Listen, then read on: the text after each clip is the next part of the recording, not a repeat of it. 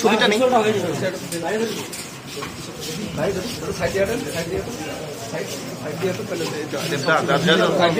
ছবিটা নেই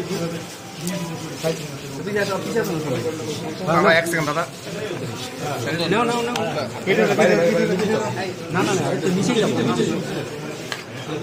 নিচে নিচে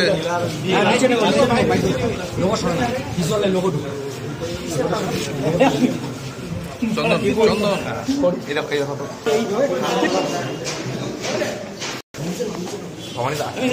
কেমন দাদা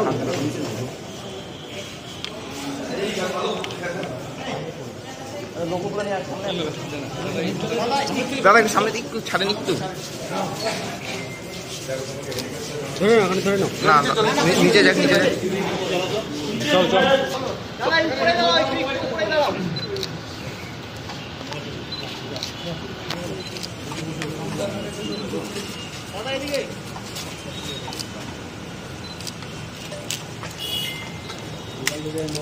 মোবাইল নিচে নামুক তাহলে ভালো হবে।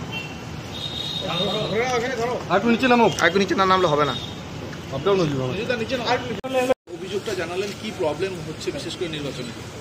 দেখুন, আপনারা জানেন যে আমরা এর আগেও অভিযোগ নিয়ে এসেছি যে প্রশাসন পক্ষপাত দুষ্ট হয়ে গেছে।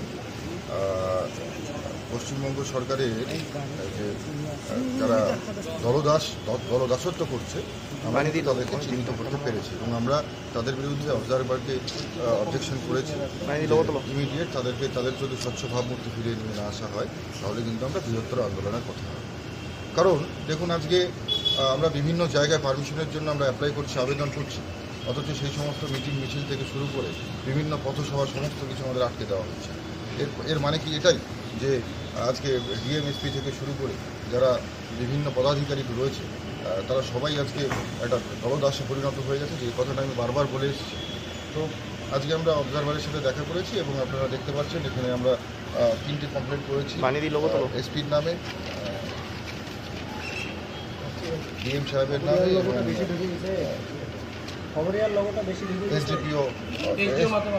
এসডিও মাথাভাঙ্গা, আইসি সিটাইও আছে এবং আইসি মাথাভাঙ্গাও রয়েছে। তো একটা কথাই বলবো যে শাসক দলে যারা রয়েছে তারা এটা পরিষ্কার বুঝে গেছে যে কোনোভাবেই তারা কুচবিহারের এই সিটে জয়লাভ করতে পারবে না। এখানে মমতা ব্যানার্জি 3টে প্রোগ্রামই করুক আর 30টা প্রোগ্রামই করুক, কুচবিহারের সাধারণ মানুষ যে তাদের থেকে মুখ ফিরিয়ে নিয়েছে এটা স্পষ্ট। তাই আজকে প্রশাসন দিয়ে বিভিন্নভাবে তাদেরকে কিন্তু ব্যবহার করবার যে একটা চেষ্টা, অপচেষ্টা কিন্তু আমরা এখানে দেখতে পাচ্ছি। যার জন্য আমরা আজকে এসেছি, অবজারভারের সাথে আমরা দফায় দফায় বৈঠক করেছি, আমাদের বিভিন্ন অভিযোগ সেগুলো আমরা জানিয়েছি এবং যদি আগামী 24 ঘন্টার মধ্যে এই সমস্ত সমস্যাগুলো সমাধান না হয় তাহলে কিন্তু আমরা বৃহত্তর আন্দোলনের কথা রাখব। প্রয়োজন হলে আমরা অনির্দিষ্টকালের জন্য অবস্থান করব। এই ধরনের পক্ষপাতিত্ব করছে তারা। দেখুন, বিভিন্ন জায়গায় যে সমস্ত আমাদের মিটিং মিছিল থেকে প্রোগ্রামগুলো রয়েছে, প্রথমত তারা অনুমতি দিচ্ছে না, আর কোনো কারণে যদি কোনো মিটিং মিছিলের অনুমতি দিয়ে দেওয়া হয় তাহলে সেই সমস্ত আমাদের সেই সংশ্লিষ্ট অঞ্চলের নেতৃত্বদের উপরে বিভিন্নভাবে ধমক ভীতি প্রদর্শন এবং তাদেরকে ফোন করে কিন্তু হুমকি দেওয়া হচ্ছে। তুমি মিটিংয়ে গেলে আমরা তোমাকে থানায় তুলে নিয়ে আসবো, তুমি মিটিংয়ে গেলে পরে তোমার নামে মিথ্যা মামলা করে দেবো, তুমি মিটিংয়ে গেলে তোমার নামে কিন্তু আমরা নন ভেলেবল সেকশনের কেস দিয়ে দেবো। এই সমস্ত ভয় দেখাচ্ছে, ভয়ভীতি প্রদর্শন পুলিশ করছে। সম্পূর্ণভাবে একটা পুলিশি রাজ এখানে চালানোর চেষ্টা করা হচ্ছে, আমরা সেটার কিন্তু তীব্র বিরোধী। দেখুন, পুলিশ এখন দলদাসে পরিণত হয়ে গেছে। পুলিশেরও পরিবার রয়েছে, পুলিশেরও তাদেরও ফ্যামিলি রয়েছে, তারা নিজের পরিবারের কারণে, জীবন জীবিকার কারণে আজকে তারা কিন্তু এই পুলিশের চাকরিটা করছে। তাদেরও যে কতটা ব্যথা, তাদের কতটা দুঃখ সেটা আমরা বুঝি, সেটা আমরা অনুভব করতে পারি।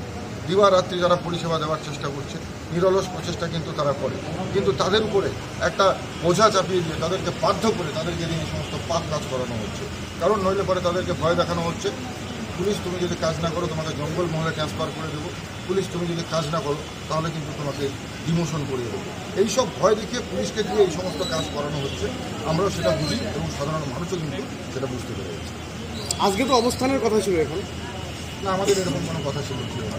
আমরা বলেছি আজকে আমরা প্রশাসনকে জানাবো, কারণ আমরা কিন্তু প্রশাসনকে সম্মান করি এবং আপনারা জানেন যে যারা প্রশাসনের দায়িত্বপ্রাপ্ত অফিসার রয়েছে সবাই যে করাপ্টেড সেটা না, কিছু কিছু পার্টিকুলার অফিসার রয়েছে যারা করাপ্টেড, যাদের সঙ্গে কুচবিহারের অনেক লম্বা চওড়া নেতার খুব ভালো বন্ধুত্ব রয়েছে, ঠিক আছে। তো সেই সমস্ত তাদের সেই আধিকারিকদের কথা বলবো না, কিন্তু কিছু ভালো আধিকারিকও রয়েছে। তো আমরা তাদের শরণাপন্ন হয়েছি। যদি আগামী 24 ঘন্টার মধ্যেই অচল অবস্থা দূর করা হয় তাহলে পরে আমরা স্বাভাবিকভাবে যেভাবে প্রচার করছিলাম সেভাবেই করব। আর যদি না করা হয় তাহলে আমরা কিন্তু আমাদের জেলা স্তরের নেতৃত্ব এবং রাজ্য স্তরের নেতৃত্বের সাথে কথা বলে আমরা বৃহত্তর আন্দোলনের কথা বলব। না, পুলিশ আর প্রশাসনের এই মনোভাবে কি আপনাদের প্রচারে কোথাও শান্তি ফিরে নেবে বলে মনে হচ্ছে?